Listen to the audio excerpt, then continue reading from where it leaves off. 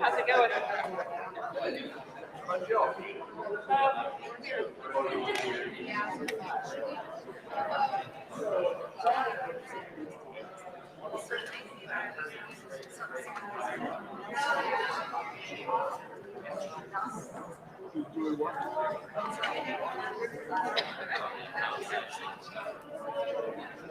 I saw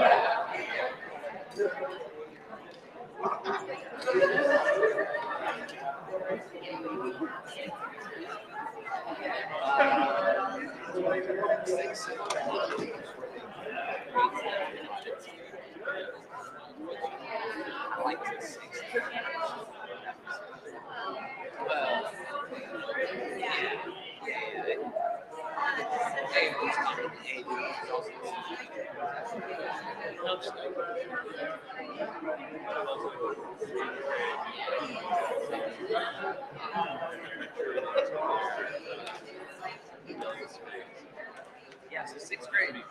Yeah, sixth grade.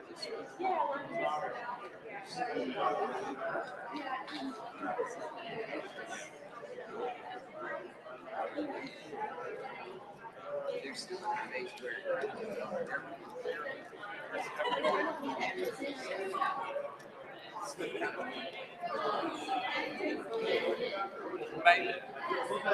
maybe everybody had their little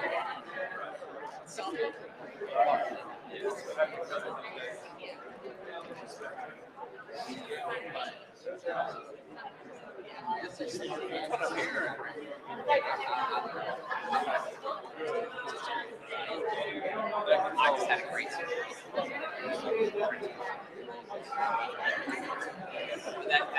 age they're still they still have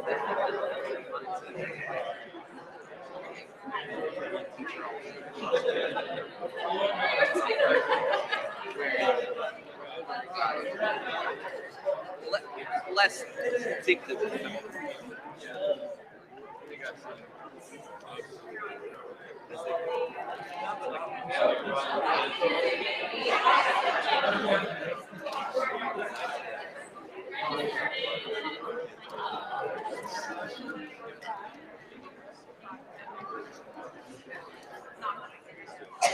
Yeah. It's funny that the same thing in sixth grade that hasn't set in. Like that was one of the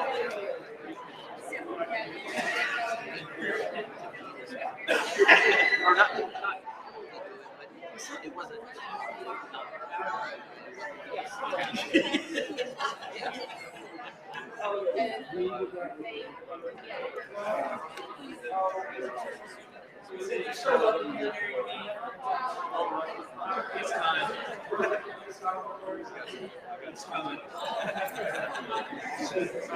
Good morning.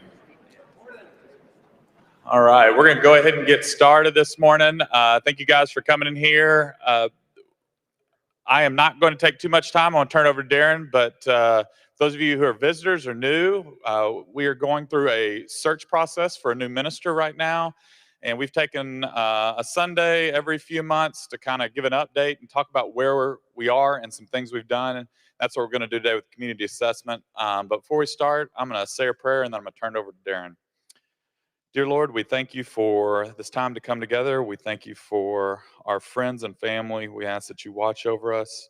We ask that you bless Central Church during this time as we are looking for a new minister, as we're taking this time of reflection and looking inwards to see who we are and what we're about, but also as we take this time to look around us, not just our church family, not just our physical families, but our community around us, and help us to see ways that we can serve you there. In Jesus' name, amen. Thank you, Peyton. Good morning. Good morning. Oh, okay. All right. Make sure we're awake. So I'm Darren Williams. I'm one of the deacons here and a member of the search committee. And I've had the privilege of helping to lead the community assessment. So, we've had a church survey where we learned a lot about who we are, and we've had a kingdom survey, learned about the faith kind of community around the greater Little Rock area. This is really a focus on community assessment. And when I say community, that means a lot of different things to different people, right? So we're kind of a community right now. There's a broader community that the church physically sits in. From our church assessment, we realized that our community, the members here, really are from kind of the MSA of Little Rock. We're probably from 4 or 5 counties. MSA of Little Rock is about 6 counties. And so we've done an assessment as part of the search process. One, to get to know who makes up the community that the building sits in, who makes up the community that we all live in, to get to know the needs of the community that we live in, that we work in, we serve in, get to know the challenges, kind of the forecast, what this community is going to look like, and that's various parts of the community. So we've done that. We've gathered a lot of statistical information that will be a part of the kind of the candidate packet that we put together. We could be bringing in someone for the elders consideration who has very little knowledge about this community. And so we want to give them an overview of the community, because when people think about Little Rock, there are a few things come to mind. You know, you often think about the crisis of Little Rock Central High School. That's kind of what we're famous for, right? Think about Arkansas, you think, well, we've had a president. But to really get to know the community, we want to take a little deeper dive to help explain that to the candidate, but also to understand the needs of the community that we serve, how we might do a better job of serving that community. And also we ask, one question we ask other folks we interviewed is, what do they know about Central? What do they think about Central? What's our perception? So get an understanding of how we are perceived, how we're thought of in the community, and how we might be able to be a better light, to be God's hands and feet here in the community. I happen to probably be the member of Central who lives closest to the building, since I live downtown the Quapaw. And from that survey, you remember people live all over kind of the MSA. And so we talked to a number of folks. I probably conducted about 3 hours worth of interviews. We talked to the mayor, Mayor Frank Scott, who knows this church well, has family members in this church. I happen to be his campaign chair, so we know him well. We talked to the police chief, really about this community, about Little Rock, but also about downtown. We also talked to Jay CHESSHIR, who is head of the Little Rock Regional Chamber of Commerce and a member at Chenal Valley Church of Christ, who knows of Central and has a real idea about the economic and labor force, and even about the educational community here. And we also talked to Ben Goodwin. Ben Goodwin is the director of Our House. One of the things we kept coming up over and over again was a homelessness problem here in this community where our building sits. And we see that sometime. And so we talked to Ben Goodwin, who leads Our House, which is a wonderful nonprofit here. And then we talked to Children's Hospital, one of the leading children's hospitals in the country, definitely in this region, and just an anchor institution in the community that we serve, because those are some of the staples in our community. So with that, I'm going to be quiet. I'm going to show the video. We've got about 3 hours of interview that's been sliced down to about 24 minutes. So there are a lot of things that are not in here, but for candidates who might want to know more about our community, they can see all 3+ hours of interviews with these folks. We sliced it down into a short video that we're going to show you all today.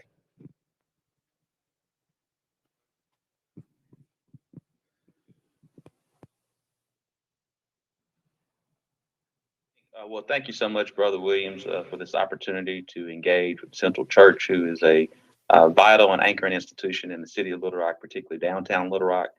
We're so grateful for the members of Central Church and what they contribute to our city, the state's capital city.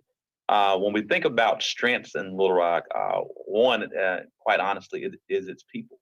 But when we think about our people, it's truly the diversity of our city and truly understanding our makeup, which, as you know, we're becoming a more majority-minority city, but not to the extent of other cities that you may think of. It has a really good 50-50 aspect from a diversity standpoint, which helps create a true melting pot in our city, and which helps us to gain more towards our administration internal why on focusing on uniting, growing, and transforming Little Rock, because we understand that we have this diversity, but we have to move from diversity to inclusion.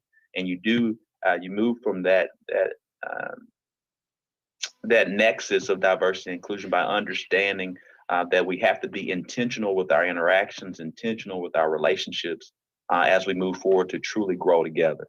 Then secondly, not only do we have our people, but truly understand that Little Rock is a microcosm of the United States. We're both rural and urban at the same time, and we have dynamic trails. I think our quality of life in place, not only from an affordability standpoint, but also an accessibility, but in having those true quality amenities that each city wants to have. And we're becoming more of a city that has a diverse food scene, has a dynamic trails development scene, and a greater focus on parks and recreation. And then finally, one of the things that we are really focused on is jobs growth, and something that we've seen quite some time over the last 3 years is that we've had historic jobs growth. So we truly are open for business and even coming out of a pandemic. So I definitely think from the economy, being situated with assets of river, railroad, and trails, to understanding our people, its diversity, but also focusing on those other aspects with job growth. The economy of Little Rock and Central Arkansas, from our perspective, has never been better. And we don't see that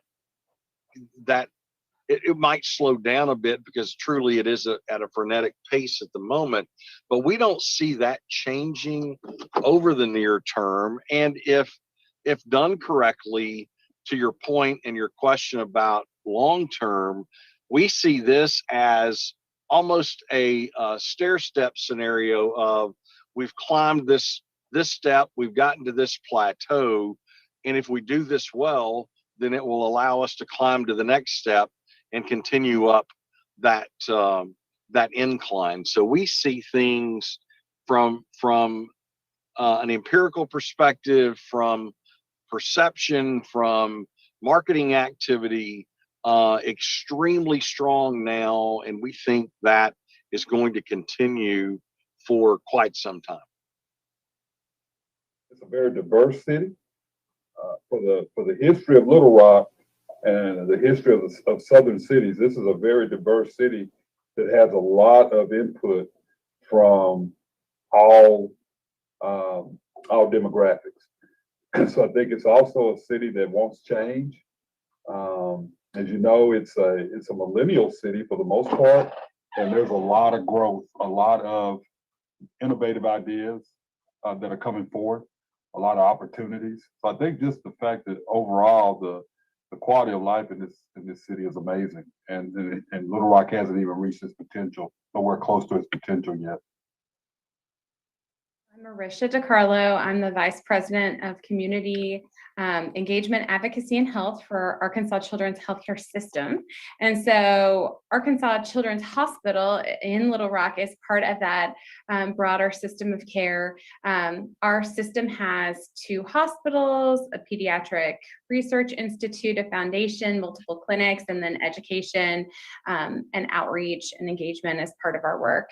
We are the only hospital system in the state that is dedicated to caring solely for children, which allows our organization, I think, to really be pretty unique in terms of how we help shape child's health in Arkansas.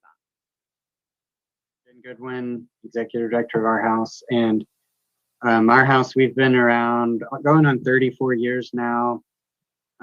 Creation of Little Rock, actually a creation of what I like to call the interfaith community. Many different churches came together to found our house, and so that's a part of our DNA.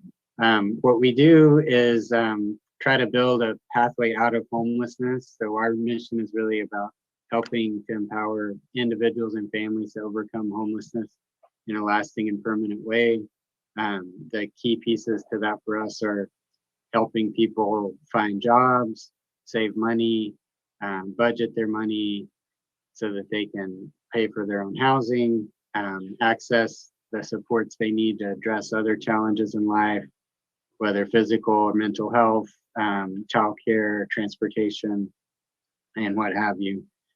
Building a plan, working the plan, and being resilient in the face of inevitable setbacks. That's our goal.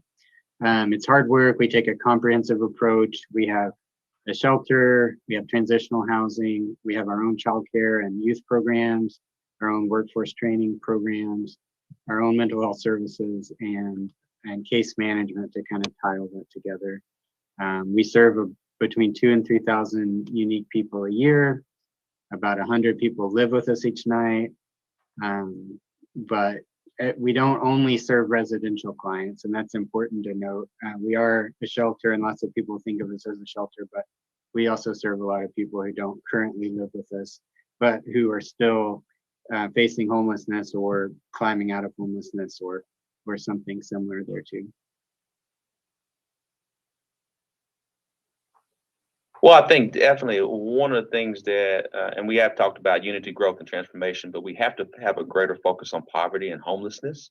And for our residents that are experiencing homelessness and why they get there, many times it's either due to mental health, a healthcare episode or healthcare event that's really taking many of our individuals to the streets. And so many times, because there may not be great financial literacy, may not have good employment, or to even get to the level of middle class. And that goes back again to education, higher education, early childhood education.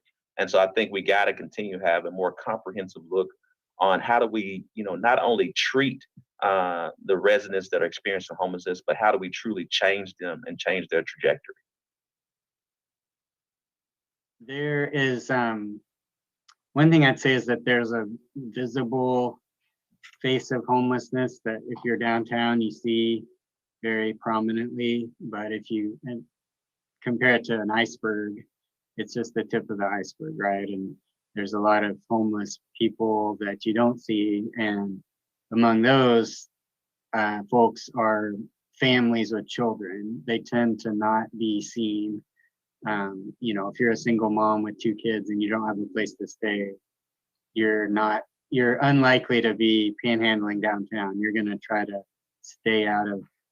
keep your kids safe, basically. And so that might mean staying in an extended stay motel, crashing on an ex-boyfriend's couch, staying in a car, doing whatever you can to avoid actually staying on the street. And so because our house really specializes in serving families, I always try to sort of, center their experience when I talk about homelessness. And, just more generally, homelessness is a symptom rather than a problem itself. It's a symptom of tons of other things, but at the end of the day, poverty and income inequality are right at the center of that. Right. And then, hand in hand with that, Little Rock, I think, has a really clear and studied, but still really important and bad racial segregation problem. And, I think that kind of reinforces our economic inequality, and we definitely see racial disparities, and the people who come to us for services, majority, are Black, and majority are from families that are, caught up in the criminal justice system, which has its own, racial inequalities. We see it in access to services and the responsiveness of our systems that are there to meet the needs of people, can often sort of exacerbate the issues. We see it in schools. We work with kids, and we see the different ways that kids of different, races are treated in schools, and how often they get suspended and things like that. So all that is sort of makes the problem worse to start with and makes it even harder. Sure. You know what? The biggest thing we see downtown, Darren, is the homelessness. Mm-hmm. Our homeless community and our mental health consumers, and homeless and mental illness pretty much sometimes go hand in hand. Mm-hmm. So, the panhandling and things like that.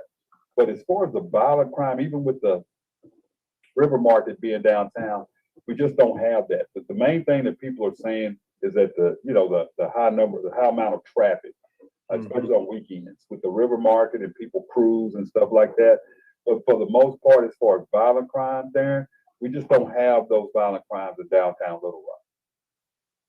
Recently, the Annie E. Casey Foundation released their sort of updated report for 2021 around the health of kids in the state, and we're still 39th in the country. And so that's not a great place to be. And there are components that sort of make up that ranking that have to do with child health, but then also education and economic well-being, and trying to think what the other one is, kind of like family and community. It's more than cohesion, but basically like how children are in single parent homes or maybe living in high poverty areas. So there's some economics to that, but then also sort of that strength and vitality of community. And so we have seen improvements in some areas. But I think that when people look at Arkansas and think about, do I want to do business there? Do I want to move there? Do I want to stay here? Like, things around the health of our children really kind of impact people's perceptions about that. And so this has certainly been an important and eye-opening time in our country and for Arkansas as well, around lots of issues having to do with well-being and equity. And I think that Little Rock sits right in the middle of those important conversations and that important work that can also be an opportunity for us. I think right now we have to look at everything as a public health issue. So really crime, the violent crimes are really the big concern. Nationally, gun crimes are up 4 to 8%.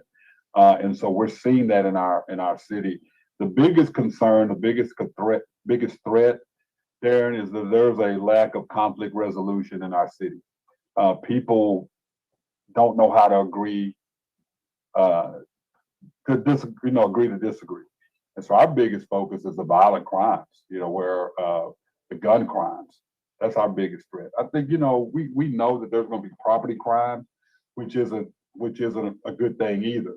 But our biggest threat is just the violent crime and realizing that we're in a public health pandemic when it comes to gun violence. I mean, what we're experiencing right now is about 85% of our homicides, the victims and the suspects are African American and African American males between the ages of 17 and the age of 30.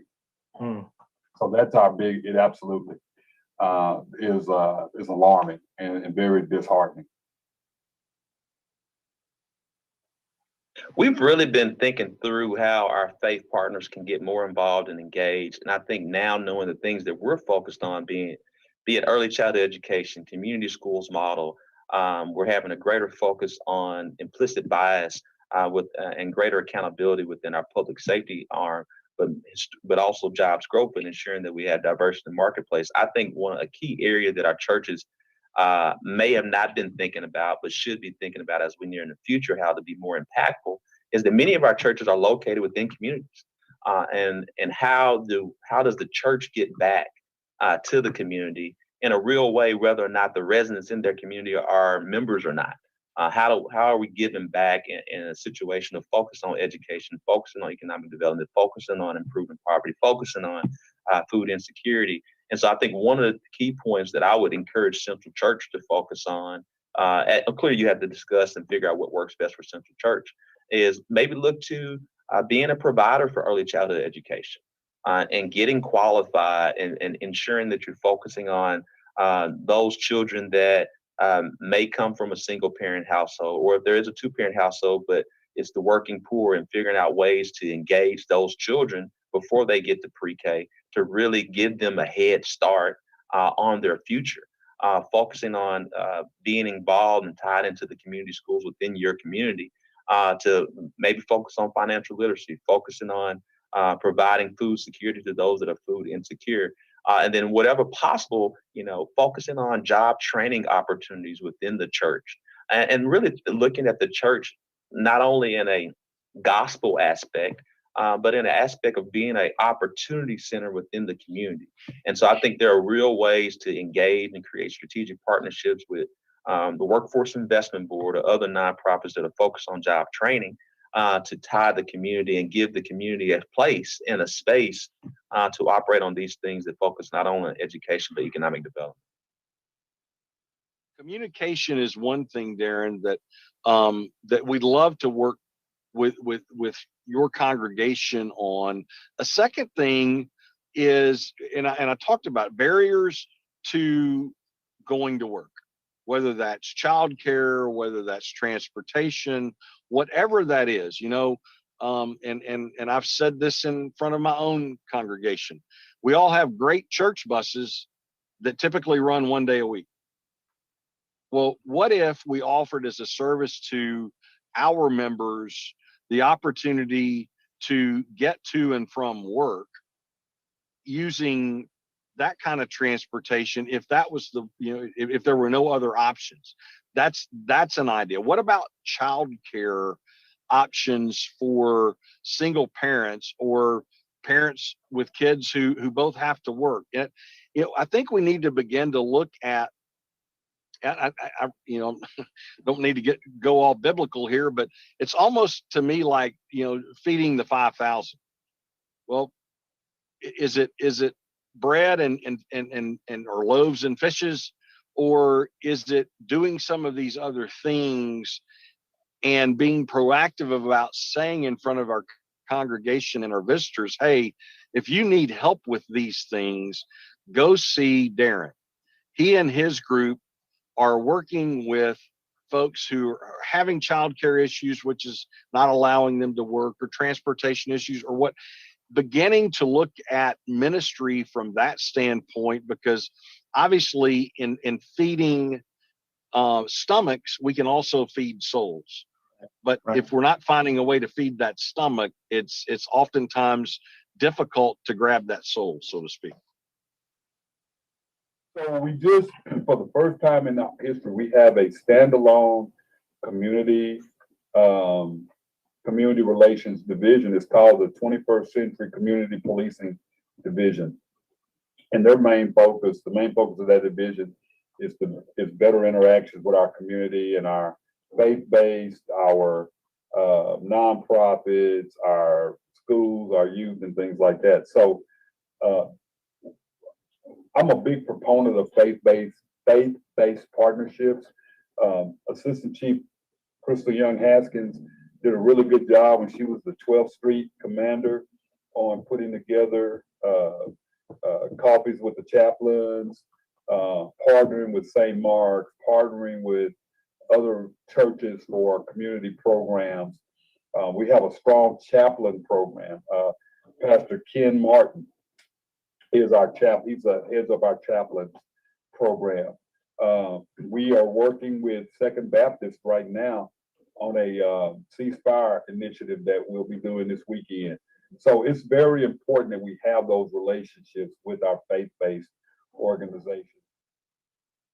Some other brass tacks ways that our house gets helped a lot, and others do too, is serving meals is kind of a very, like that's what Jesus called us to do, right? Breaking bread with people and sharing food to the people is really core. Honestly, not just the Christian churches, but others, and our house is secular, we're non-denominational. So we benefit from help from all kinds of religious traditions, Christian and otherwise. I think one thing that church folks are really good at is treating homeless people like real people and just the fellowship aspect of it. And, we have some who go a little further on the sort of evangelism side, which I think can be honestly a little counterproductive, but it's fine. But, the main thing is just interactions with people that are experiencing homelessness that are normal, that make them feel like part of the community, make them feel valued. So, breaking bread over a meal together is obviously a great way to do that. But other things like that, I think, are key. And so, like if you invite them to come to church, I think that's a great, like even if they don't become members and, join the religion, they still are having some positive social interaction there that is just really immensely valuable. Yeah. Just in terms of making them feel like a person.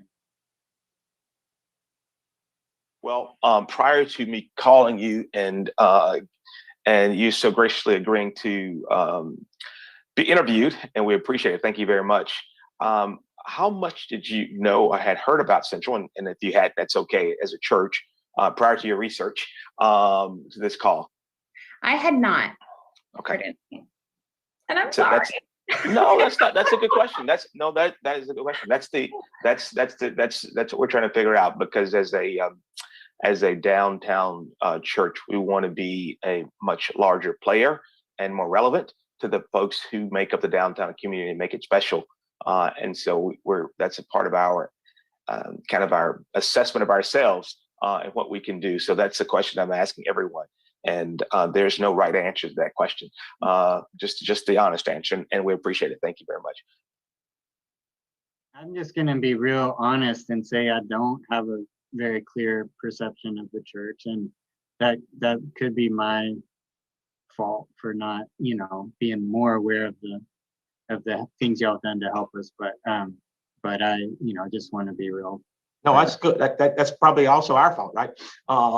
If we're going to be a downtown church, and that question I'm asking all the community leaders I'm talking to, because I think that's telling for us as well to understand the perception, and part of it, maybe they just don't know us. So that may mean we need to do a better job of being visible. So, and I am I'm embarrassed to admit this. Of course, I knew about Central, but I didn't know much. And I went on the website after you talked to me about having this conversation. And first of all, I was amazed at the work that you're already doing. I was amazed at the reach that you're trying to have and that you're already having. Great perception of Central, not enough information, because I simply had never really stopped to go and look for it. But when I did, really impressed with the work that you guys are doing. And so thank you for that, number one. Number two, we at the Chamber, we at Chenal, we in the community need to find ways to take that work and make it even bigger.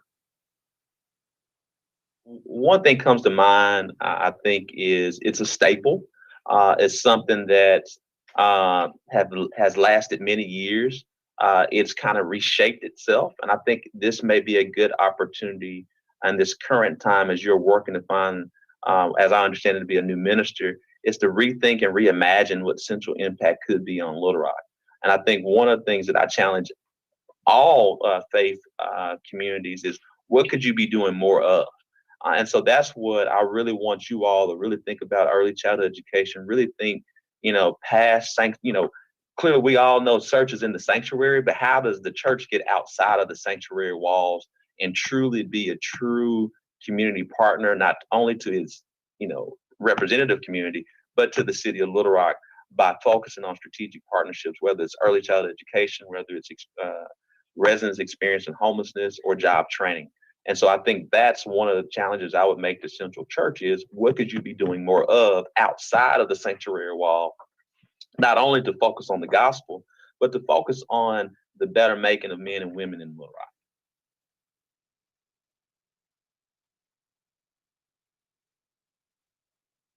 All right. First, I just want to say thanks to Darren for putting that together. Yes. The fact that we have him on our search committee, as I see every day in the paper, he gets on some other committee somewhere else, and that he's devoted his time and to have this. And this is, like he said, a part of many hours, which is just really neat that we can reach out and talk to some people that are the ones that make decisions, right? And that we know exactly what is needed. So thanks to Darren for that. I'd like to take a few minutes. If you had any questions specifically about some of the conversations he had, to ask, and then after we've asked those, I'm going to give a quick update on where we're at and where we're going. But are there any questions for Darren about some of his discussions and what was said and asked?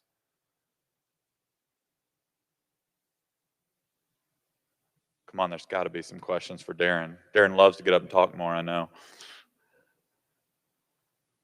Nothing? We have several more hours of that. If you would like to watch that, maybe we could get that out too. But all right, if you think of some, interrupt me. I will gladly pass this over to Darren. Real quick, where I can try to sum this all up. So you have seen several different things that we've been doing over the past few months. We have asked you to participate in a survey. We have reached out to other churches in the area. We have reached out to other communities, the community itself, and what's going on. And what we've been trying to do is just put together a look inward and a look outward. What is it that we need at Central? What could we be doing? Where could we be going? And this is not a time where the search committee, we're not making decisions. We're not deciding what's going on. We're just trying to figure out where we're at, what people are looking for, what people are trying to do. And what we're trying for us is put this together. And we keep referring to a candidate package. And what this is just a little bit to be able to show those potential ministers that we're talking to, that we're reaching out to. This is who Central is. This is who we've been. This is who we, think we could be. This is what Little Rock needs. And start reaching out to people and ask, is this something that you're interested in? Is this something that you feel God is calling you to? This is the type of person, has all these qualities that we are looking for to help lead, help be a part of the leadership group here at Central as we move forward the next 30, 40, 50 years. And so where we're at now is we've kind of wrapped up that portion of time where we're gathering information, where we're trying to get some of these questions that we had left out. And now's the time we're starting to look for potential names. So just to kind of tell you, we have recommenders. And basically what that is people we're looking to for referrals. We are not advertising in what you may see in the traditional sense. We are not putting it on a website. We're not going to the Christian Chronicle and just saying Central Church is looking for a minister, 2 lines, and then asking for people to apply. We are going to people that, and it's across, it's not just here in Little Rock. We have people from 6 or 7 states that we're looking to, and we're going to send them some of this information and say, you interact with ministers, you interact with other faith leaders. Right in the middle talking, Cody, you right? All right, go ahead. Cody Butler, Cody Brooks, the little boy.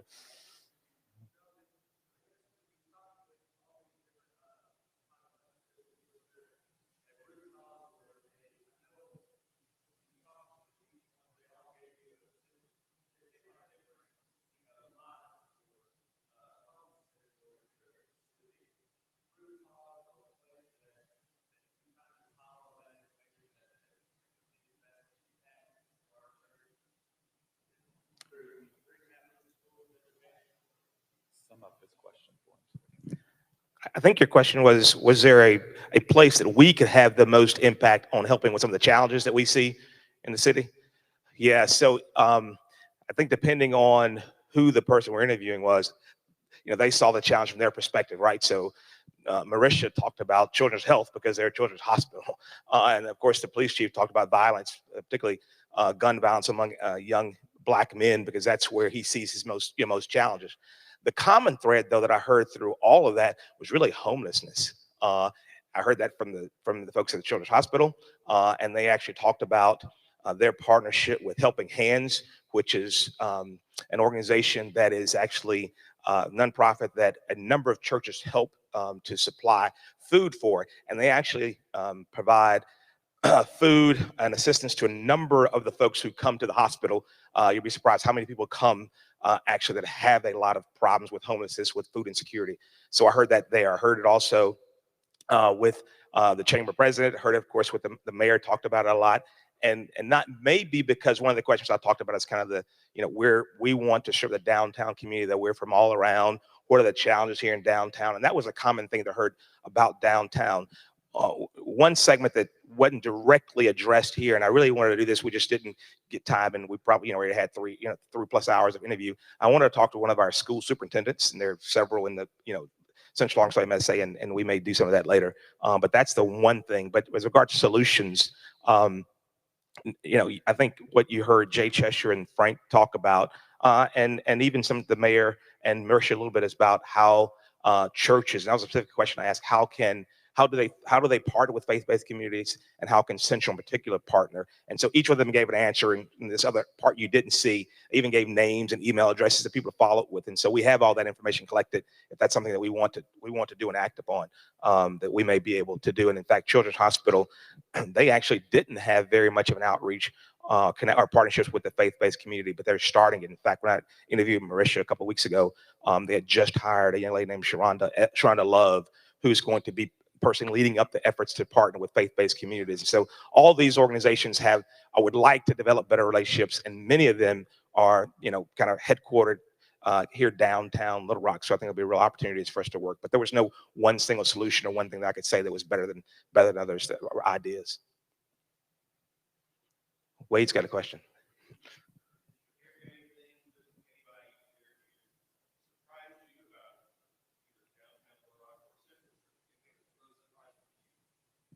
The question from Wade was, did I hear anything that surprised me? Wade, honestly, I don't think so. No, I mean, I'm nothing that I heard really shocked me. I guess the common theme of homelessness was not a surprise, but it was amazing how it threaded throughout every conversation that I had. But it wasn't surprising. I mean, we see the panhandling, but I think the key thing is when you heard Ben talk about what you see, particularly in downtown, when you leave here and go, that's just the tip of the iceberg. There's just so much. Such a greater problem below the surface, and how you, particularly among children, and the Annie Casey Foundation study that Marisha talked about, there's a lot of discussion about just the challenges of homelessness and poverty among children in Arkansas in particular, and food insecurity, but also particularly around this area. In fact, Children's Hospital, they're really engaged around doing a lot more to support this community, because they're one of the leading health care locations in the country for children. But where they physically sit, it's one of the most unhealthy places for children in the state of Arkansas. And so they just think that's not acceptable. So they want to do a better job of reaching out to this community, just like we do. Isn't the question? Chris?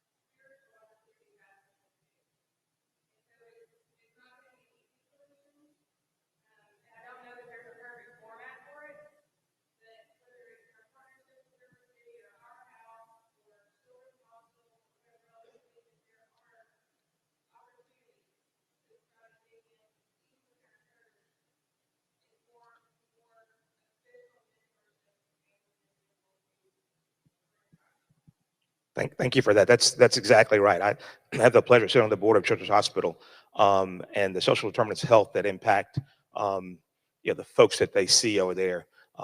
People are just having challenges. They're having real issues, and they are really deep and sometimes systemic. And you're right, money doesn't fix it all. It takes a lot more than money. And in fact, in the conversation when Ben Goodwin, that you didn't see, he talks about kind of solutions or things to do. And he even mentions, yeah, money helps, but really, they come from a housing first standpoint, put someone in a safe, decent environment with a stock refrigerator, and then have all the wraparound services necessary to make them successful. And so you're right, it's a complex challenge, but it is one that as a church, and not just Central, but the faith-based community, I think we can have a real impact on in our effort to be God's hands and feet here on the ground. And Central, we're so positioned to have such an impact that I think that's one of the things that we want to make sure we highlight to the folks that we're going to interview, we're going to talk to about the position, about those challenges, and get their perspectives on how do we help address that, and what's been your experience in addressing some of those things. So that's why we've done this community assessment, so we can get a better understanding of where people come from.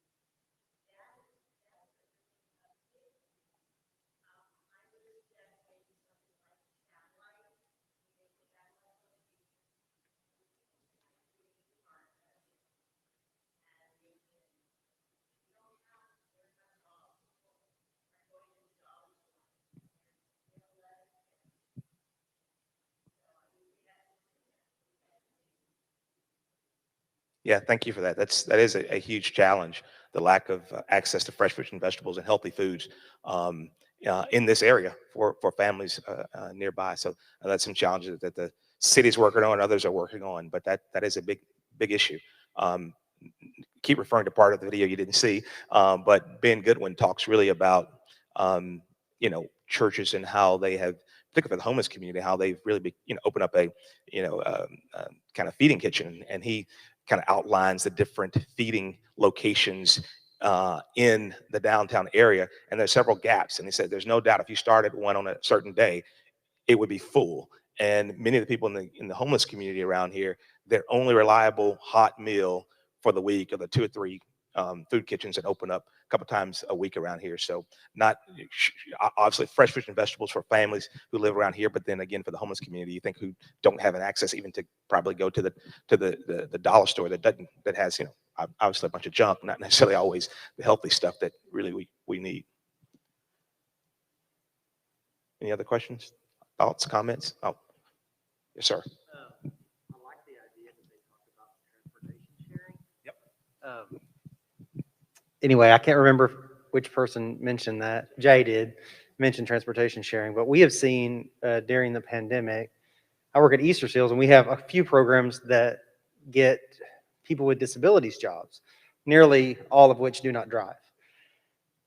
But once they get that job, now with employment being so hard and public transportation within the city, and then also Medicaid transportation, it being so hard to get drivers, sometimes they can't get to the job they got. And I would imagine that with our house and poverty-based things, that problem is very similar. And so anyway, I just thought that was an interesting idea that they threw out. It would take a lot of I see that real need is that, and then once someone has a job and a way to get there, that could be provided with some of the mentorship maybe that Crystal talked about. I mean, I think that's a bigger need too than people realize.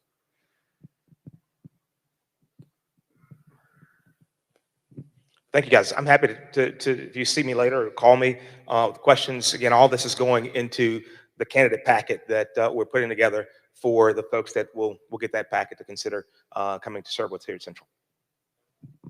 Thanks, guys.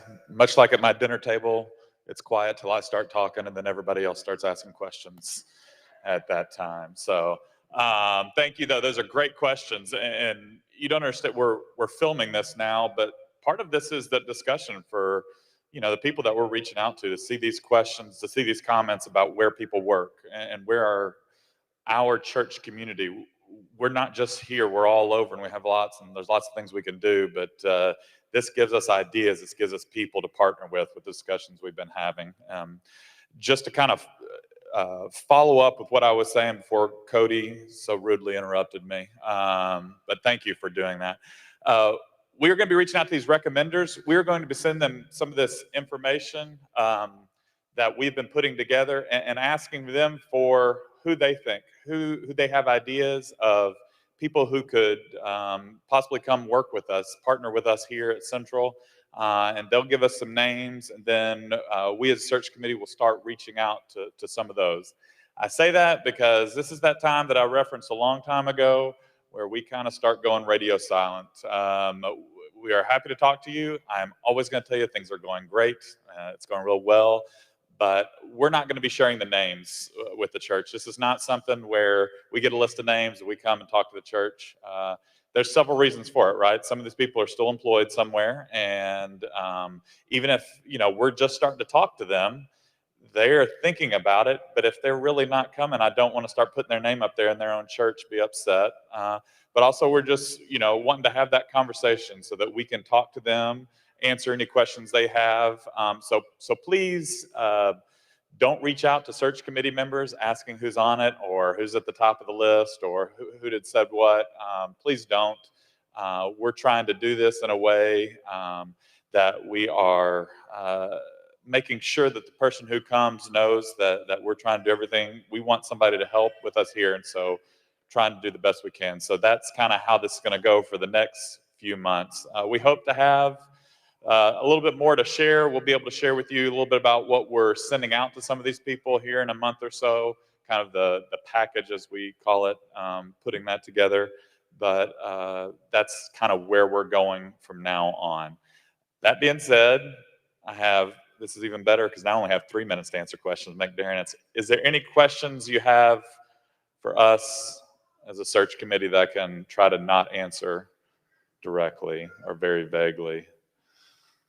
Yeah, I scared all of you away at that. If you have any questions, please come see me.